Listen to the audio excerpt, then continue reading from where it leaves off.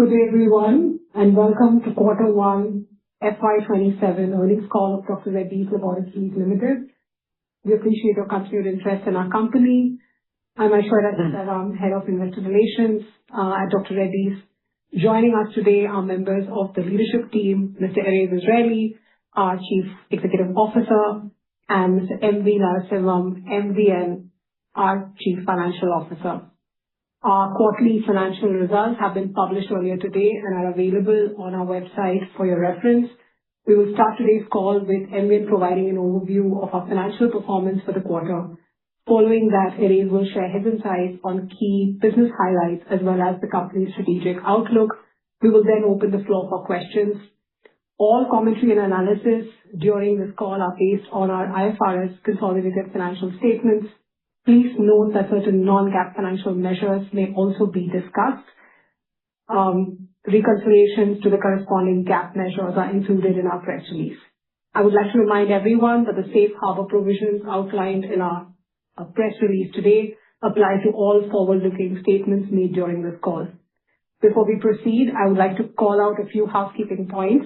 All participants will be in the listen-only mode during the opening remarks. Should you need any technical assistance during the call, please use the chat function on your Zoom application. The chat will not be monitored for any questions to the management. The session is being recorded, and both the recording as well as the transcript will be made available on our website shortly. Please note that this call is the proprietary material of Dr. Reddy's Laboratories Limited and may not be rebroadcasted or quoted in any media or public forum without prior written consent from the company. With that, let me hand the call over to MVN to present the financial highlights for the quarter. Over to you, MVN. Thank you, Aishwarya. Greetings to everyone on the call. It is my pleasure to walk you through our financial performance for the first quarter of FY27. The business reported revenue decline of 5.6% and an EBITDA margin of 12.5% for the quarter, reflecting the impact of lower lenalidomide revenues, which contributed to the corresponding period last year, as well as a provision of 240 crores for inventory and other costs associated with the recent semaglutide API-related challenges. Notably, the underlying base business, excluding lenalidomide, continued to deliver healthy double-digit growth across all key geographies, including North America, supported by new product launches and favorable currency movements. All financial figures in this section are translated into US dollars using a convenient translation rate of rupees 94.66, the exchange rate prevailing as of June 30th, 2026. Consolidated revenue stood at rupees 8,071 crores, which is $853 million, a decline of 5.6% year-over-year and a growth of 7.4% on a sequential basis. Strong performance across key markets, further aided by favorable forex, was offset by lower lenalidomide sales. NRI revenues declined primarily due to change in operating model post-integration, under which rebates and discounts are offered to distributors and recognized net of revenues, as compared to the transition period when sales were managed by the seller, Helion. This change in operating model is profit neutral. Consolidated gross profit margin was at 46.5%, a decrease of 1,039 basis points year-over-year and an increase of 169 basis points sequentially. The decline in margins during the quarter was largely on account of lower lenalidomide sales, the semaglutide API-related provision mentioned earlier, as well as higher solvent costs on account of Middle East conflict. The reported gross margin was 51.6% for global generics and 4.5% for TSAI. Excluding the semaglutide API-related provision mentioned earlier, the overall margin was 49.4%, while that for global generics was 53.8% and for TSAI was at 12.9%. The SG&A spends was at rupees 2,082 crores, an increase of 12% and 4% sequentially, accounting for 36% of revenues. The year-over-year increase was primarily driven by higher personnel costs due to annual increments, adverse forex movement, targeted investments in the branded business, as well as elevated freight costs arising from disruptions related to the Middle East crisis. The R&D spend was at rupees 577 crores, declined by 8% year-over-year and up 6% sequentially, accounting for 7.1% of revenues and reflecting lower biosimilar development expenditure as compared to the previous year. The underlying EBITDA, including other income, stood at rupees 1,009 crores for the quarter, which is $107 million, a decrease of 16 basis points year-over-year and 55 basis points sequentially, reflecting a margin of 12.5% of the revenues. Excluding the semaglutide API related portion, the margin was at 15.4%. As a result, the profit before tax was 553 crores, that is $58 million, representing a margin of 6.8%. Excluding the semaglutide API related portion, the margin was at 9.8%. Effective tax rate for the quarter was 21.3% compared to 26% in the corresponding period last year. The ETR for the quarter was lower primarily due to reversal of previously recognized tax provisions no longer required, consequent to the favorable resolution of the tax assessment pertaining to earlier year and the favorable jurisdictional mix for the quarter in comparison to the same period in the previous year. Profit after tax attributable to equity holders of the parent for the quarter stood at 443 crores, which is $47 million, a margin of 5.5% on the revenues before adjusting for the semaglutide API related portion mentioned earlier. Diluted EPS for the quarter is 5 rupees 32 paisa. Operating working capital as of 30th June 2026 was 14,353 crores, which is $1.52 billion, a decrease of 81 crores over 31st March 2026. CapEx cash outflow for the quarter stood at 307 crores, which is $32 million. Cash flow during the quarter before acquisition related payout was negative 216 crores, which is negative of 23 million. As of June 30th, 2026, we have a net cash surplus of 3,057 crores, which is 323 million. Foreign currency cash flow hedges executed through derivative instruments during the period are as follows: $354 million hedged using combination of forwards, risk reversal options scheduled to mature by March 2027. These contracts are hedged at the rate of 92.34 to 94.63 per US dollar. Ruble 2.8 billion hedged at a fixed rate of 1.26 per Russian ruble, with maturity falling within the next 3 months. With this, I now request Reddy to take us through the key business highlights. Thank you, Adrian, and good day for all of you. We appreciate you joining us today, and thank you for your continued interest in our company.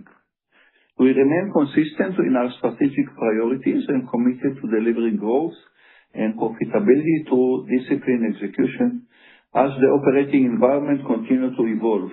We are focused on strengthening our base business and building future growth engines in peptides, biosimilar, consumer health and innovation, while pursuing targeted business development initiatives to augment our organic growth efforts.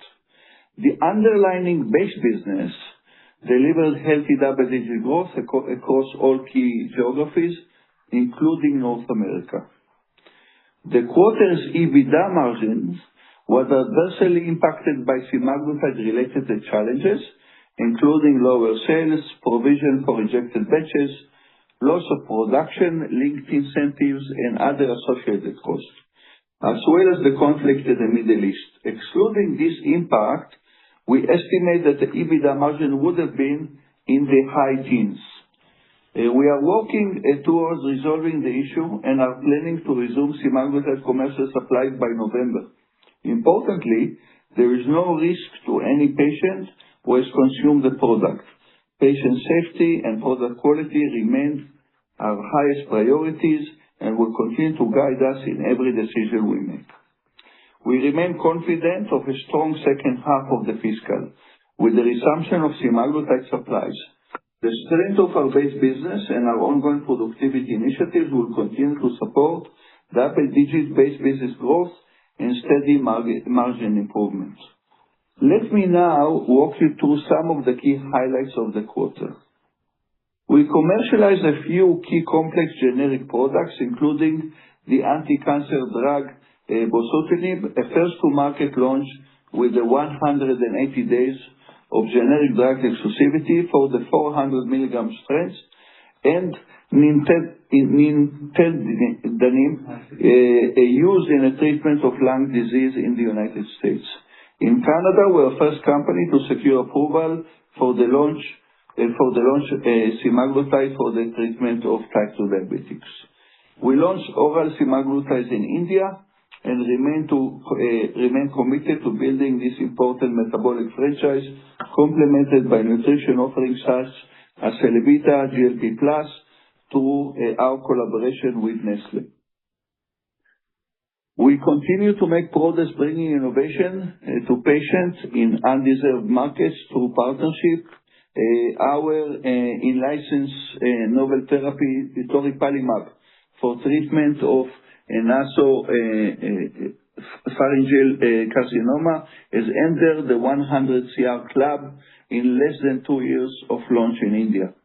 During the quarter, we partners with Innoviva Specialty Therapeutics to develop and commercialize Xa-Duro, used in treatment of hospital-acquired bacterial pneumonia in selected markets across South and Central America, the Caribbean, Russia, and CIS countries. Through our collaboration with GARDP and our subsidiary Origin Pharmaceutical Services, we achieved an important milestone in our access agenda by securing FDA approval for zoliflodacin, a first-in-class treatment for uncomplicated gonorrhea. The approval came just 6 months after the US FDA approval, making Thailand the first LMIC country to approve the product. On the regulatory front, the US FDA completed a pre-license inspection, PLI, at our biologics manufacturing facility in Bachupally, Hyderabad, in June 2026, and issued the Form 483 with 7 observations, which we already responded well within the stipulated timelines. Our commitment to good governance and sustainability continued to be recognized globally. During the quarter, we celebrate 25 years of our New York Stock Exchange listing, reinforcing our distinction as the first and only Indian pharmaceutical company listed at the exchange, as well as our commitment to global best practice in governance, compliance, and capital market access. FTSE Russell placed us as the top 1% worldwide, while Times Statista ranked us 165th globally and 5 among Indian companies among the world's most sustainable companies. Let me take you through the key business highlights for the quarter. Please note that all the financial figures mentioned are reported in their respective local currencies. Our North America generic business reported revenue of $236 million for the quarter, accounting for 27% of our overall revenue and reflecting a decline of 41% year-over-year and a growth of 90% sequentially. The year-on-year decline was primarily on account of low revenue lenalidomide. The underlying base business delivered double-digit growth, aided by new product launches during the quarter. During the quarter, we launched 6 new products in the region, including complex generics such as bosutinib and nintedanib. And we remain on track to bring more such products to the market as we progress through the year. Our branded franchise, including India, emerging markets, and consumer health business in nicotine replacement therapy, or NRT, together accounted for 42% of our overall revenues and remain an important source of stable margins for the company. Our emerging markets business recorded revenue of 1,833 crores rupees, accounting for 22% of our overall revenues and reflecting a robust growth of 31% year-on-year and 2% quarter-on-quarter. Growth was driven by new product launches across markets and favorable currency movement. During the quarter, we introduced 43 new products across countries. Our India-based revenues were 1,780 crores rupees, accounting for 21% of our overall revenues and delivering robust double-digit year-on-year growth of 17% and 10% sequentially. This performance was primarily driven by the innovation franchise, new launches, including acquired brands, price increase, and volume growth. IQVIA June 2026 data highlights our continued outperformance of the Indian pharmaceutical markets and moving quarterly total growth of 14.6% versus 13.5% for the IPM. In the moving annual total MIT growth of 13.5% versus 11.1% for the market. Our IPM rank stood at 9 for the quarter and 10 for the year. We launched 7 new brands during the quarter, further enhancing our domestic presence. Our European business, which include NRT, posted revenue of 131 million for the quarter, accounting for 18% of our overall revenues. Revenues were broadly in line with the corresponding period last year and declined 3% sequentially on account of a price erosion as well as the impact of operating model. Changes post NRT integration explained by NVN, offsetting the contribution from new product launches and new generics. During the quarter, we launched 24 new generics products across market, further expanding our European product portfolio. Our PSAI business reported revenues of $91 million, accounting for 11% of the overall revenues. Revenues declined 5% year-over-year and 10% sequentially, primarily on account of lower API volume uptake during the quarter. We filed 38 drug master files globally. We remain focused on strengthening our core business while building the next wave of growth across peptide, biosimilar, consumer health, and innovation.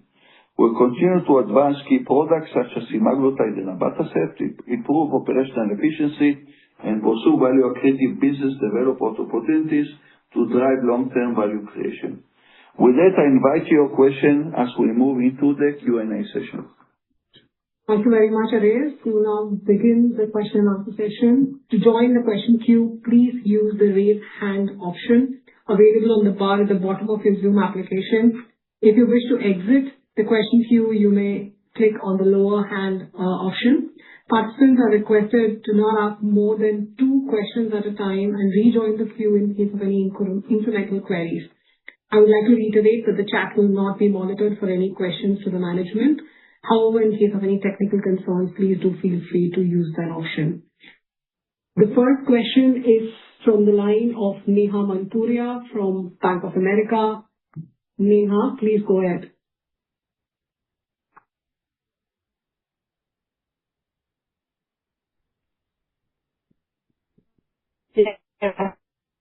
My first question is on the EBITDA margin guidance that we had mentioned that, we should be able to get to 20% EBITDA, even without SEMA.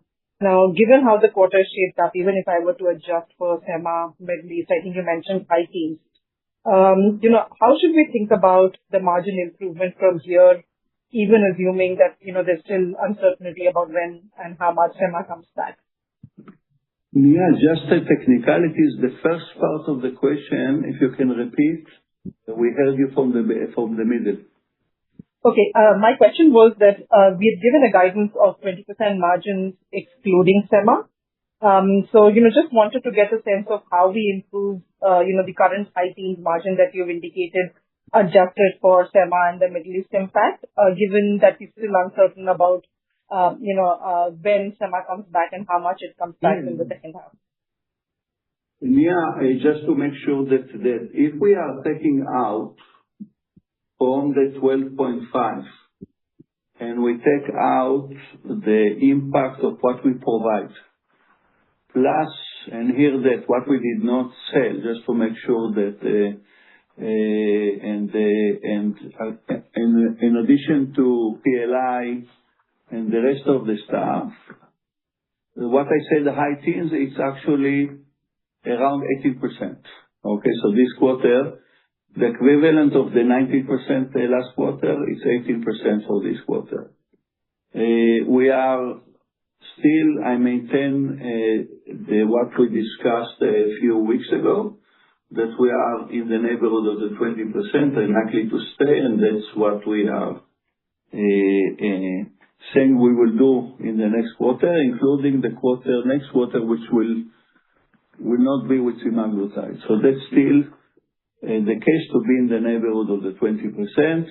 As we will resume, because with the assumption that we will come back with semaglutide in November, of course, under this assumption, the margins will be higher than that.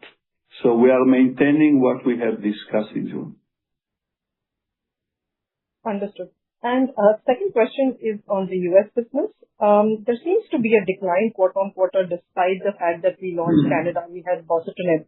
I'm adjusting the shelf stock adjustments, in the base quarter here. What exactly happened in the U.S.? Because given we had the bosutinib FTF launch, I would have assumed some channel filling as well as the Canada supplies. Nothing happened. It's actually in the right direction. There were some timing of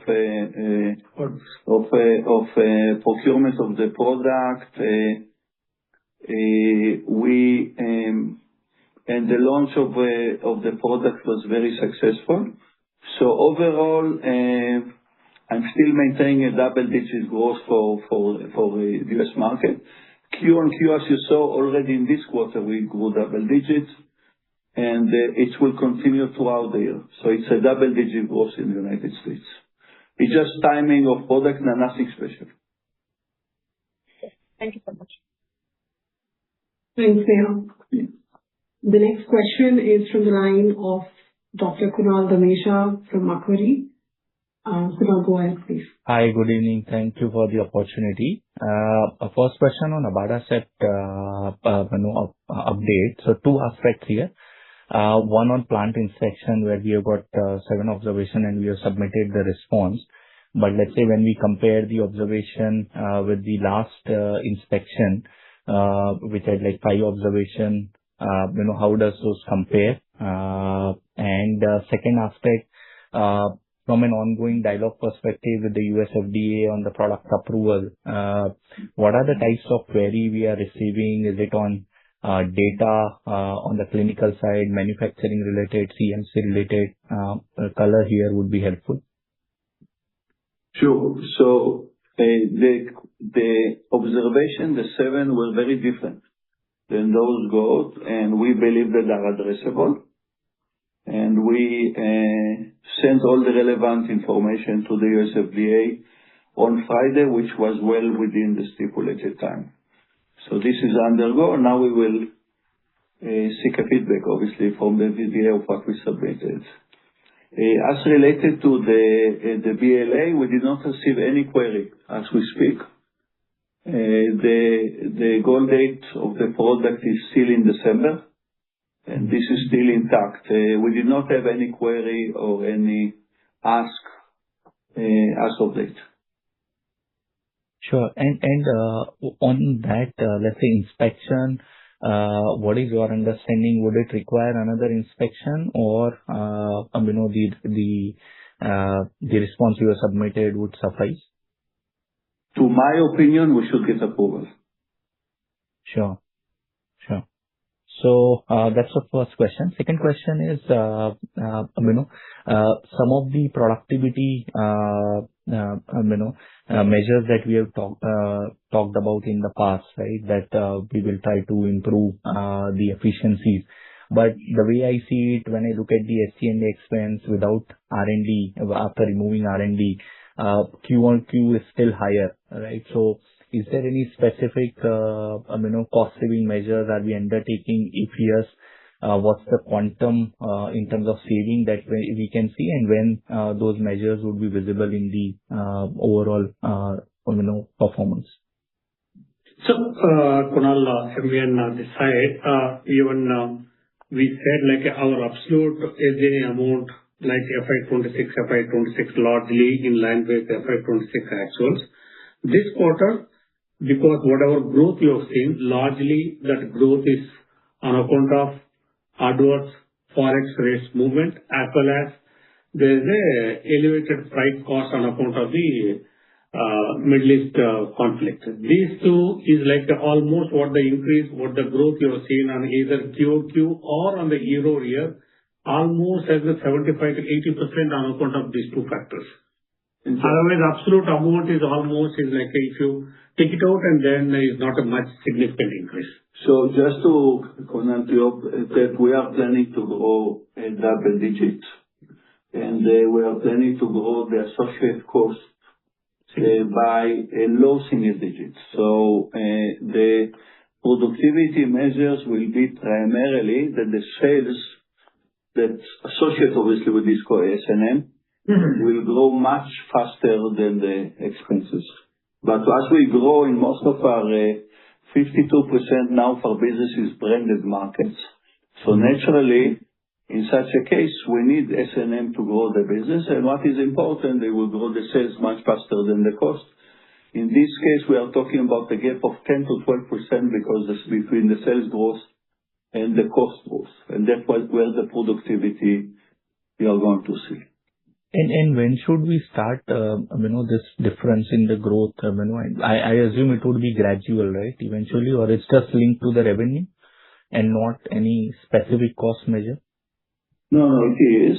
First of all, you already see that. And I know it's hard because of all those one-time activities or war activities, but you already see it. And as time will go by, it's obviously we'll see it more. But the way to see it is that eventually that the margins, that the growth in emerging market, and most of the S&M is in emerging market. And the growth in emerging market is right now north of 15%, and in some places more than 20%, while the cost in a very low single digit growth. Sure. If we take out the one-time activities. Sure. And last one, if I may just squeeze in. One is we have around 3,000 crore of cash on the balance sheet. Right. And so what kind of opportunities are we looking at from the business development activity? And secondly, on today's announcement from US President on tariffs on generics, as to how we think about the overall development. I know the details are missing, but what would be your initial impression of that, and how would you tackle that? Thank you. Sure. So just the first one was the tariff for the second? 3,000. The 3,000. Cash. Okay. So first of all, we are engaged in this development. I also mentioned it in my script. There are actually quite a few deals that we are engaging in all sectors, in generics and innovation, in biosimilars, and hopefully we can announce those deals as we sign it. So the cash and the balance sheet will be used for inorganic. On the tariff, we've been there last year. There is obviously, it's a tweet, and between tweet to the reality, a lot of things likely to happen. As we speak, I don't see any reason to be concerned, even according to the tweet, we are supposed to have 2 years of without tariff.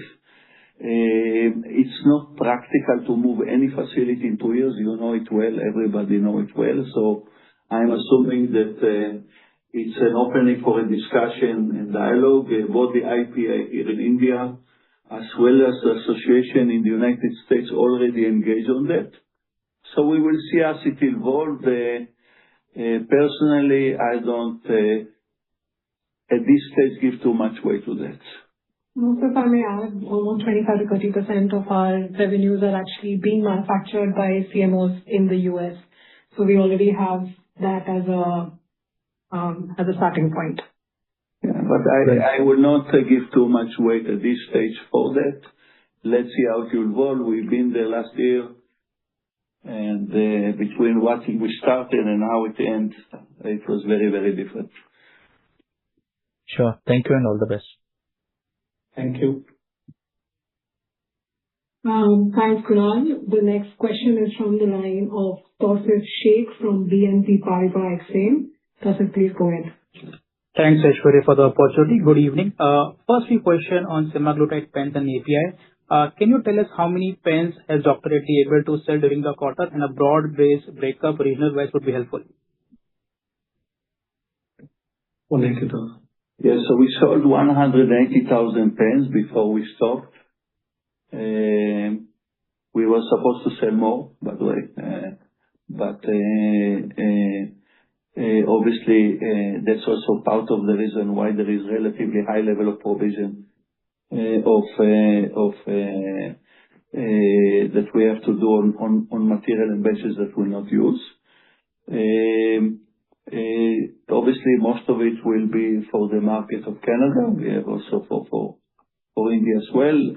We are still maintaining what I said 9 days ago, that with the assumption that we will finish, and this is still the timelines, that around the third week of September, we are supposed to finish all the testing of the API, and then supply to our partners one source. We have the slotting and agreement with them, and if everything will go well, we should be able to give to the market 6 to 7 million pens between November and March. That's still the same place that we are. Yeah, that's helpful. Second question on the Sema API. Just wanted to confirm that Dr. Reddy is also supplying this API to many global pharma manufacturer players who are also your competitors in Canada and other markets. Just want to understand your strategy over here, means how much % of capacity Dr. Reddy plans to keep for captive consumption for the future. We have plenty of capacity. The issue, the theoretical capacity, I say theoretical because we need to scale up in the satisfactory manner, but we have plenty of capacity for both third party as well as ourselves. We are talking about the theoretical can go up to 550, but let's say even with the non-scale up, it can be about north of 300 as capacity. At this stage, it's not relevant. It's more about the quality of the API, not the capacity. That's helpful. The last question about Accept. What would be your timeline for the launch if the product has to be approved from the CMO side? Can we expect some delay from the earlier guidance which you have planned in calendar year 2027? Accept is not out of a CMO. Accept is made by our own facility in Batchfully, and that's the facility that underwent the FDA inspections. The timing is launch upon approval. We are right now, the goal date is December, so obviously we hope for that, but we need to see whether we will get additional query and if that will stay intact. I think we have filed the product from 2 of the facets, right? The other one is from CMO side. We have done the dual filings for the product, right? Accept was filed only from our Batchfully site. Understood. That's helpful. I'll get back on the queue. Thank you, Tausif.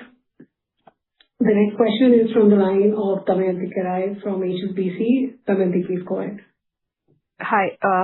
Thank you for the opportunity. My question is again on semaglutide. As you continue to work towards resuming supplies after addressing the OSS issues, we understand in some of your targeted market, new players are getting approvals, etc. We understand you are B2B suppliers to a few of them, but nonetheless, by the time you get back in these markets, how do you assess the competition scenario and your ability to gain market share there? We believe right now that the demand for the 6 to 7 million pens will be there for us. It's even backed with orders.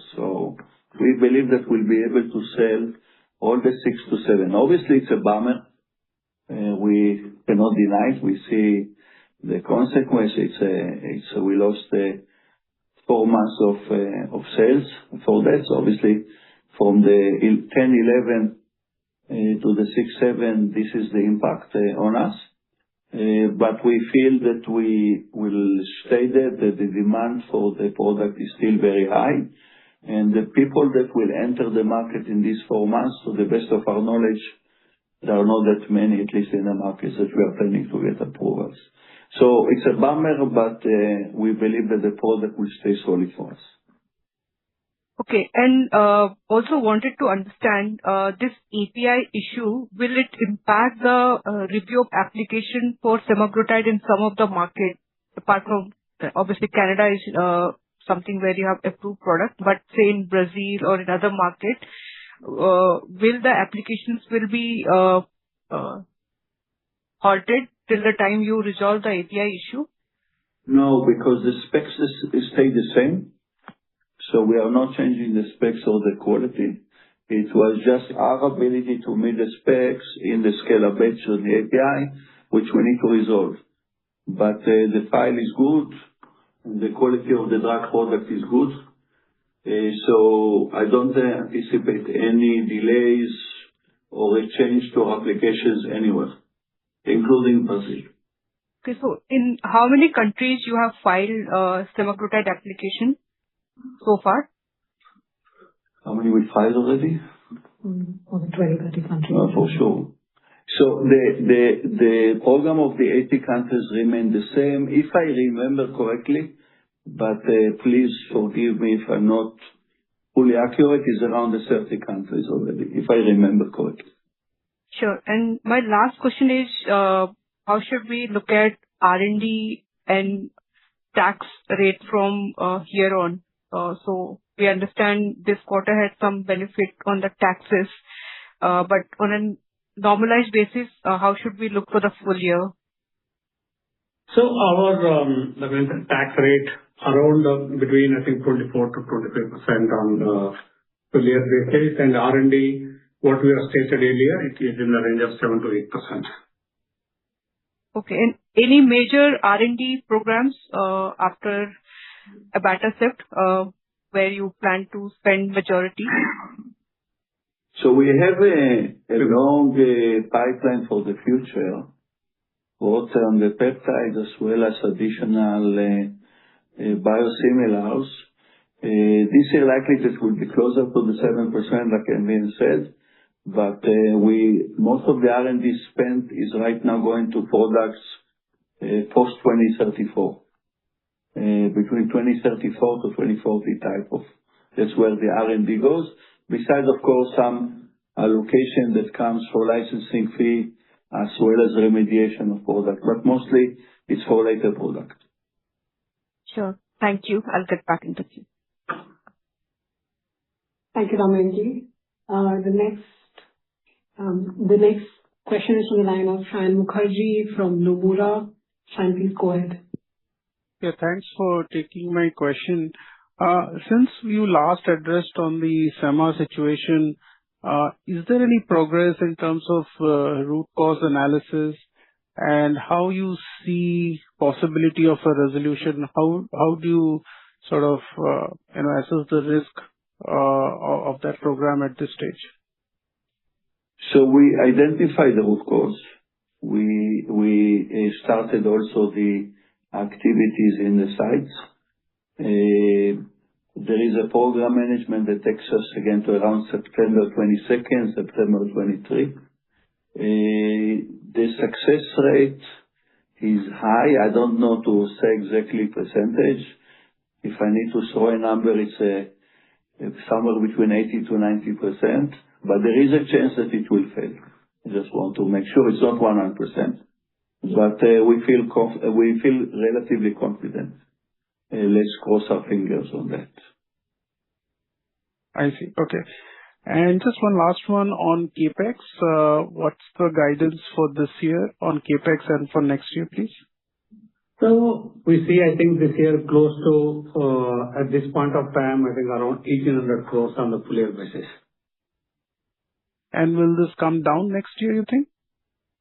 Hopefully, that's what is our expectations. But around that range, because I don't know, there is a continuously for the specific product investments in the biosimilars and the peptides, and then regular CapEx side.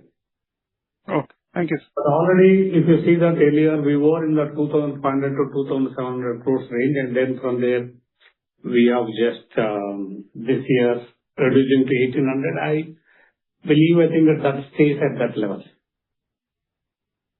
Okay, sir, if I can just ask one question, because you mentioned about Middle East conflict and freight costs, etc.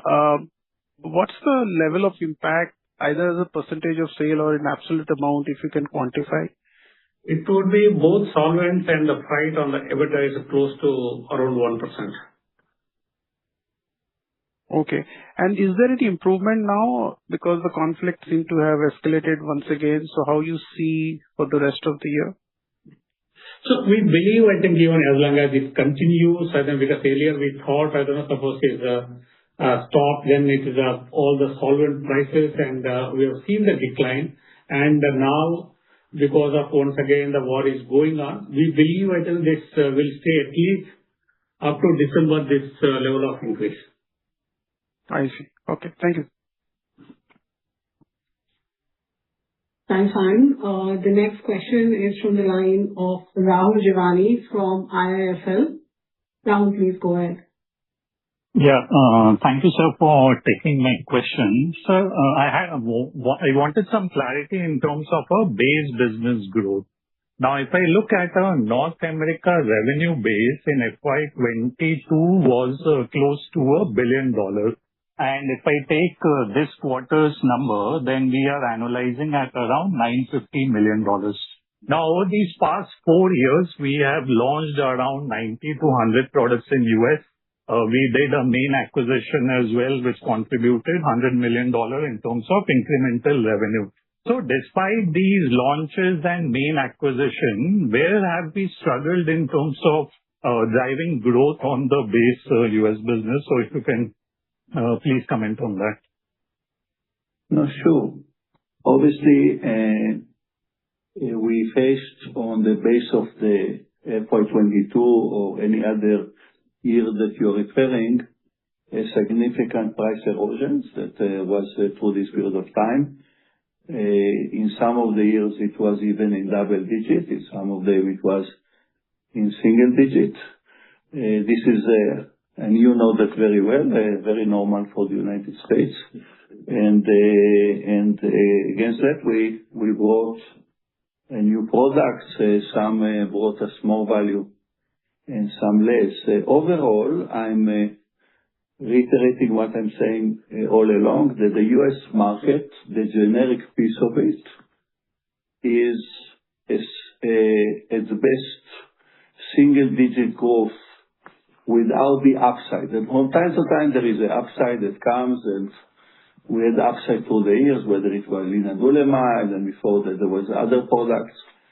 So that piece of the market is a single digit, even low single digit type of a market, and in which new product compensate for price erosion. That piece, the reason that we are still there, besides that, is that this group of product is what's feeding the growth in emerging market as well as in Europe. So the leverage growth and what you see now in Europe as well as in emerging market is primarily the US portfolio that is growing there. So we moved from investing in the US to take a product and launch it globally. And so overall, the ROI of the product that we launch in the years that you mentioned actually give us a very, very good ROI. It's not coming in the United States. We see it in the other markets. In addition to that, we're obviously diversifying ourselves to other business model, as we stated. But for your analysis, you are correct. In this period of time, if you take out product like linaclotide, your analysis is correct. Sure, sir. And do you think that we have lagged the peers in terms of R&D productivity for the US generic business? given that many of our Indian peers have been able to launch products in, let's say, respiratory segment or injectables, which has allowed them to scale up their U.S. portfolio, while we obviously seem to have had pretty muted performance on the U.S. business over the past 4 to 5 year period. So is there any issues in terms of the productivity for our R&D business? And do we have any measures in terms of evaluating this R&D productivity, particularly for the U.S. generic business? So to your question, yes, we failed in the certain complex generics. We even stated some of them in the past, like iron sucrose, like conjugate estrogen, like some of the peptides that we were late. So the answer is yes. We did have these issues. I believe that we corrected it. Obviously, as we know very well, the R&D expenses of today's product that we will launch on average 10 to 12 years from now. So obviously the products that we launched in this period of time were products that were developed before that. And we absolutely had productivity issues, and I believe that we took the right measures to correct it. And again, I agree with your observation. I believe that we took care of it. Sure, sir. And last question from my end. On abatacept, I was also under the impression that we would file abatacept from the partner facility as well. But right now you're saying that abatacept is only filed from Bachapalli. So do you see any risk to abatacept now in terms of, let's say, contributing to us in FY 28? And are we evaluating an alternate site filing for abatacept? So abatacept was never meant to be filed from a CMO. It was developed and meant to be filed out of Bachapalli from our CCM5, which is our drug substance, and our FFM2, which is the fill and finish, both of them in Bachapalli. So this was always the plan. There was some discussion in the past whether because of tariff we should get a kind of, in the case of tariff, should we get a CMO in the United States? We did engage with this issue, but tariff became not relevant. Plus, any CMO that will do now will have to be post-approval supplement, because first they will have to approve the product, and then based on that they can you can add information about the CMO. So any activity like that will be a post-approval supplement and will require also relatively high cost, because as you know, CMO biologics product is not cheap. At the moment, the launch will be out of Bachapalli. About the risk, there are two types of risk. One is in the case that we will have additional query on the GMP, and I believe that is addressable, like I mentioned, but it is possible to get. And second, queries about the queries that we may get on the BLA. If we will get this, naturally can delay the launch of abatacept. As we speak today, the goal date for abatacept is in mid-December 2026. Sure, sir. That's it from my side. Thank you. Thanks, Rahul. The next question is from the line of Vivek Agarwal from Citi. Vivek, please go ahead. Thanks, Aishwarya. Thanks for the opportunity. Just want to understand with the India business, we have done a good growth in the quarter. So just want to understand what is organic growth if we remove a couple of small acquisitions that we have made in this quarter. Thank you. India. In India, if we remove the recent acquisition, it's 15%. 15.5. 15.5%, fully organic. Understood. And that does that include semaglutide supply as well? Not much, Vivek. Understood. Thank you. Just one more question on bosutinib. So does that include a full quarter impact of launch, or it's just a very small launch in this quarter?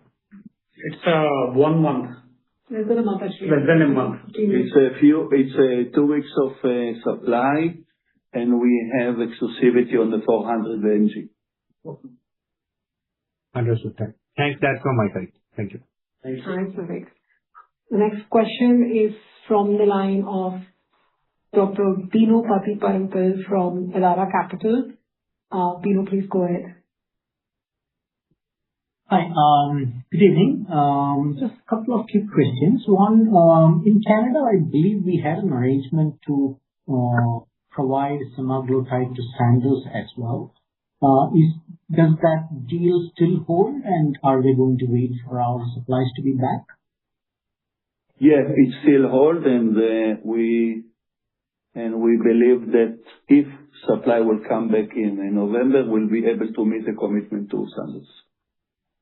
Got it. Second on bosutinib, I believe it's a partner product. You are selling it in the market. What would be the broad profit share arrangement? Is it equal, or do you make only a distribution margin? So overall, if you see this margin from this product is above company average margin. Got it. Thank you. Thanks, Bino. The next question is from the line of Surya Patra from Phillip Capital. Surya, please go ahead. Yeah, thanks for the opportunity. My first question is about the NRT. You mentioned in your opening remarks that we have seen a decline this quarter. This is after the complete integration of the acquisition. So can you give some sense that, what led to this kind of decline, and whether this is a kind of a trend likely to be seen even subsequent quarters? No, the trend is a trend of growth.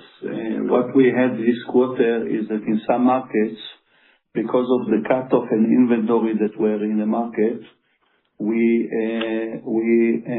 did not sell in some weeks in this quarter, and that's what led to that, plus the timing of the tender in Brazil, in which we won, but we sold more in the quarter, and we did not sell in this quarter. So overall, you should see continual growth and very, very healthy margins. So far, so good on this one. So apart from what Eric said, Surya, is another one is because there is a till March 2026.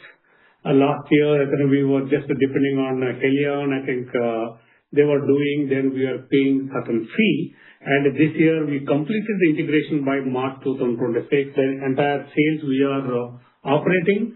And then as part of this new model, and then what the Helion was offering earlier, rebates and discounts were not impacting the sales line. But this year, now, seems like we have directly distributing the product to the distribute customers, and then what the rebate discounts I think we are giving, that is now part of the gross to net in the revenue line.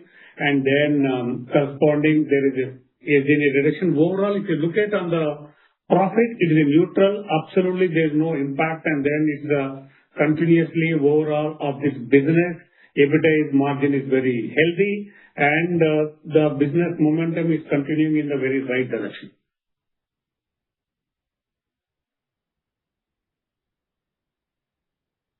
Yeah. All right. Thanks, Surya. The next question is from the line of Shashank Krishnakumar from NK Capital. Shashank, please go ahead. Yeah. Hi. Thanks for taking my question. Eric, my first one was on our rituximab filing. I think one of our competitors has received interchangeability recently. So does our filing also include comparative data so that on approval, would we also get interchangeability on this product? Rituximab. Yeah. So our rituximab for sure will be interchangeable. As you know, we got delays because rituximab approval in the United States got delayed. So for us, it's mostly to obtain approvals because the USFDA inspection PI was for both abatacept and rituximab. Once we go, our partners will not have a problem to switch products. So our products will be also interchangeable. Got it. Thank you. That's helpful. And second one on denosumab. I think obviously our filing was stuck because of issues at our partner's facility. I believe our partner has addressed the FDA's observations, but the resubmission obviously has to happen at our end. So have we resubmitted the BLA for denosumab? The BLA is coming only from our partner. He is also making the products in that, and we are now in discussions with the partner of what to do with this product. Good. Thank you. That's it from my side. Thanks, Shant. Participants are requested to restrict the number of questions to just one to ensure that everyone on the call gets an opportunity to interact with management. The next question is from the line of Yogesh Soni, Haitong Securities. Yogesh, please go ahead.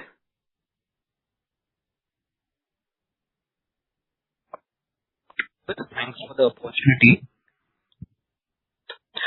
So my question is with regards to the semaglutide API provision that you have taken. If you could help us understand, had this provision not been taken, what would have been the pen volume that would have been sold? So the question is coming to understand what is the opportunity loss that we have faced as a result of this API provision. So the opportunity is about 3 to 4 million tons, assuming that we are coming back in November. Understood. And thank you for that. And second question is just to understand, I mean, in 1.5 months of commercialization in this Canada market, what kind of market share did we enjoy in the semaglutide space? Yes, so we did not have the chance to sell much, so I cannot really speak on market share. Obviously, we were one of the first to launch along with Apotex, so naturally, by the time that we come back, we'll probably not be going to be only the two of us. So naturally, when you are two, it's a relatively high market share, but we did not manage to get market share per se, as we did not sell much. If I can squeeze in one more question. So, given that we are looking to resume the supplies from November, so what kind of, I mean, what is the confidence of around 6 to 7 million tons, given that Apotex have already scaled up its market share in the next 3 to 4 months? So, how difficult does this target seem to us? So the confidence is high. It's not just Canada for us. By that period of time, we'll have approval in quite a few markets. Plus, we have engagement with partners. We mentioned some of the names. So the confidence is very high. Actually, all of our partners are looking forward that we'll come back. So, like I mentioned before, I believe that we will have a solid demand for these 6 to 7 million pens. And also, I believe that our relationship with our partners will allow us to make us this product as required. We just need to give them the API. Thank you, Reddy, for your clarifications. Thank you, Yogesh. I would once again request everyone to restrict the number of questions to just one, since we have many in the question queue. The next question is from the line of Amlan Jyotidas from JP Morgan. Amlan, please go ahead. Yeah, can you hear me? Sorry. Yes. Yeah, so my question is regarding the Canada market. So we have seen that a third competitor has also gotten approval recently, and one of the other competitors are targeting December end approval.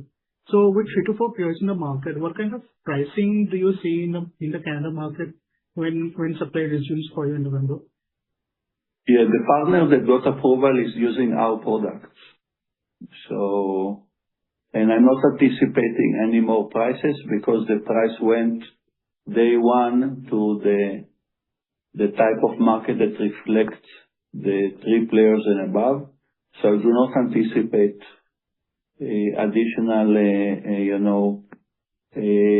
kind of pricing or reimbursement pricing. Naturally, once we'll come back and we'll see how many more, we may have to change rebates or stuff like that. This is yet to be seen. But at the moment, also the one that got approval is waiting for us to resolve the operation issues. So just to put a perspective, what kind of prices do you expect then? Would it be in the range of $30, say, or would it be lower than that? So could you just give us a directional sense on that? As you know, and I discussed it in previous meeting, the price in Canada is 78 Canadian. And then from that, you need to have the margins that you need to give to the relevant retailers. Depends on the type of market that you do, whether it is a private market, public market, or cash market. So it is range from 38%, which is for the retail, and for what you call the private market. And then in accordance, depends on how many patients are also reimbursed by the relevant provinces, you may need to give additional 5 to 6% to the relevant province. That did not change from our previous meetings. It's the same set of numbers. Okay. Thank you. My next question is regarding the US. So you've guided for double-digit growth in the US. So is it the guidance for the base business excluding semaglutide, or just wanted a clarification on that? Yes, semaglutide is in Canada, so we are not selling in the United States. So yeah, it's without semaglutide and so without lenalidomide. Sorry? Okay, ex-lenalidomide, primarily for the US, it will be double-digit growth. It's a double-digit growth and was already that this quarter. Okay, thanks. Thanks, Amran. The next question is from the line of Sumit Gupta from Antique Stockbroking. Sumit, please go ahead. Hey, hi. Thanks for the opportunity. Sir, what are the biologic sales globally as of now, and when can we expect it to break even? Sorry, again? Biologics. On the biologic sales, how much is it now? It's about 2% of the overall. It's about 2% of our sales, and we are supposed to be profitable at the day that we launch our battery. Okay. And how should we see a better step going forward, let's say over the next 2 to 3 years? What will the timeline do you expect?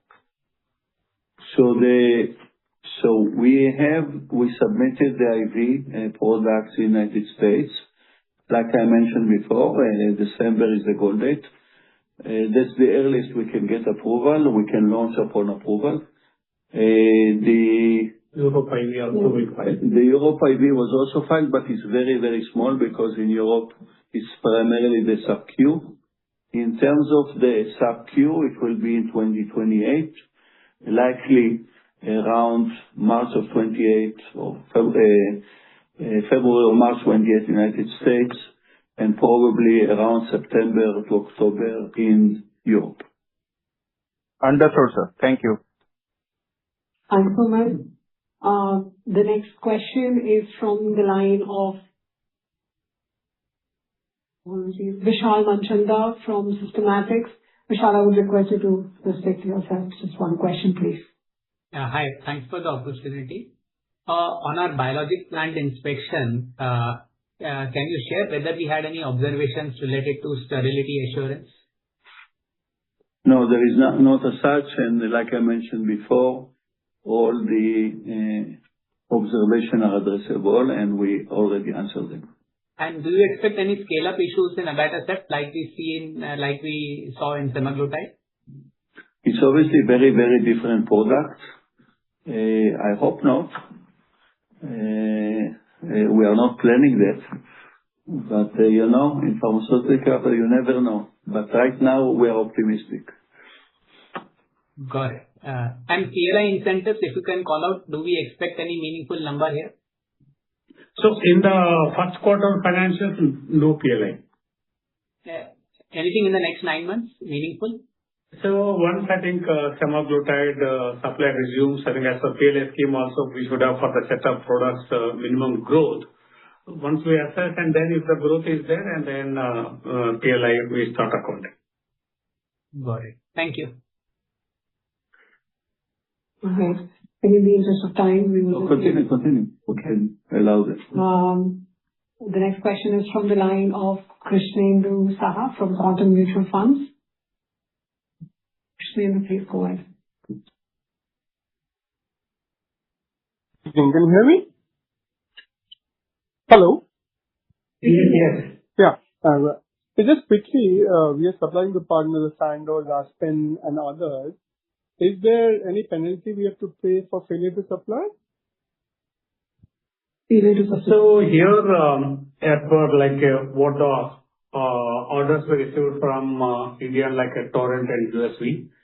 So whatever is as per the agreement, suppose whatever it is, that's already taken care. And then in case of Sandoz, Aspen, I think at this point of time, we don't expect any such claims. Okay. And just to jog my memory, the API is being supplied from a US FDA plant, or which plant is it coming from? This is from our Vizag plant C206. It is a US FDA approved plant. So if anything, if there's a OAI from this plant, does our approval in Canada does it settle back? Sorry. There is no OAI. It's loud. If there will be an OAI, then it will affect the US. Maybe the Canadian will that, but it's a very hypothetical because the US inspected the plant already this year and we got approval.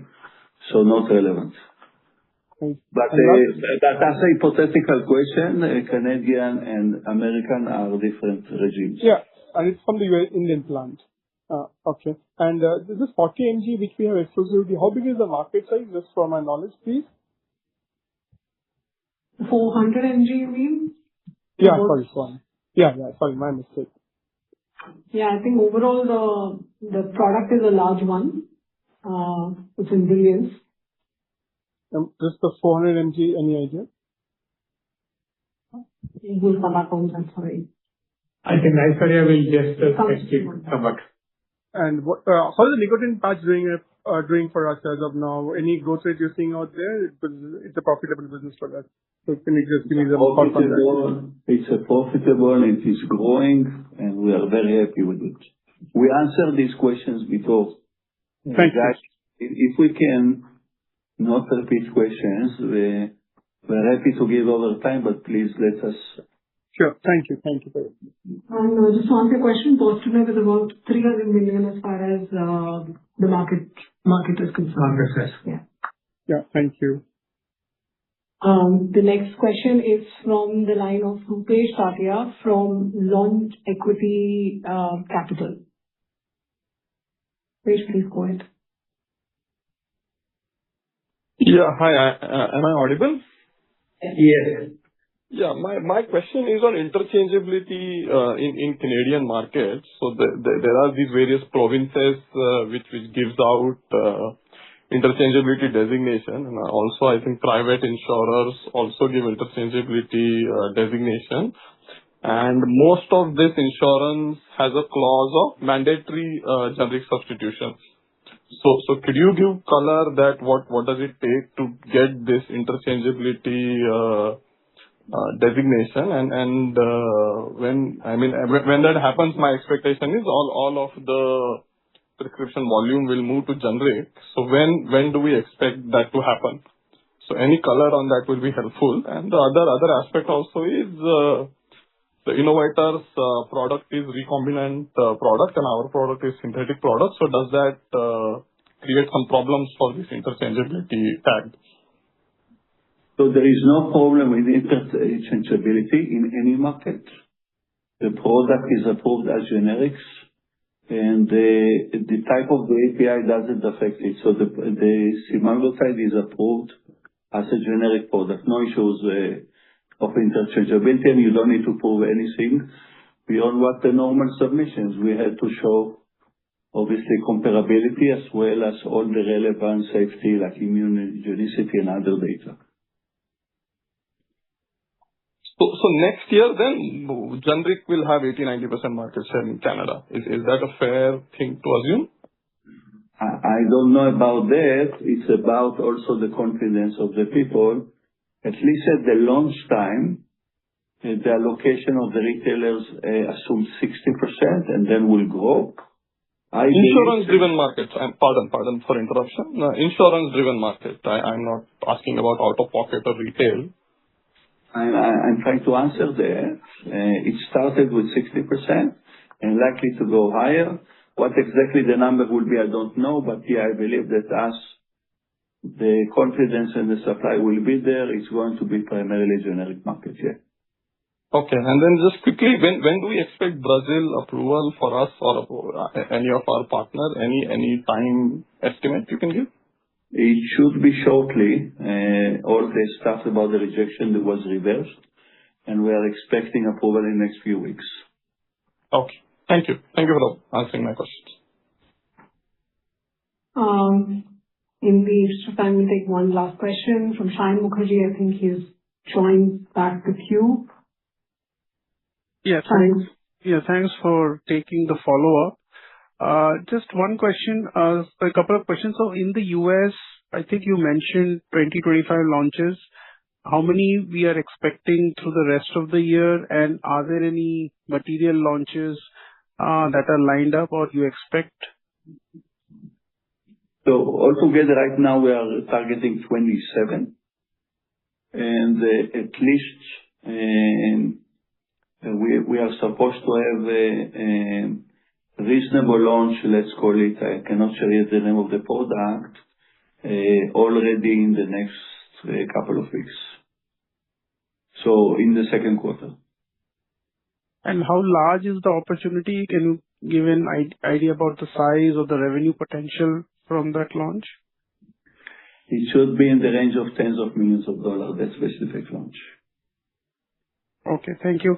And MVN, if you can talk about, I understand biologics and peptide facility operations are not generating enough any revenues at this point.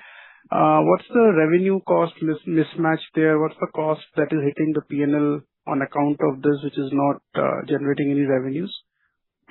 So in the biologics, already we invested for a CCM5 for abatacept. Certainly, we are just waiting for approval, and then whatever is the expenses is already sitting in our P&L. Similarly, what the capacities we have created for peptides, both for API and formulation, fill finish also, it is there. Once these two products comes back, and definitely then it will be really profit positive. Yeah, but I was wondering if you can quantify the amount of cost that you're incurring on account of these two at this point. Maybe I'll just come back. Okay. Thanks. Thank you. That was the last question. Thanks, Shayan. Thank you everyone for joining us today. We value your time and your participation on this call. If you have any further questions or need any additional information, please do feel free to reach out to me.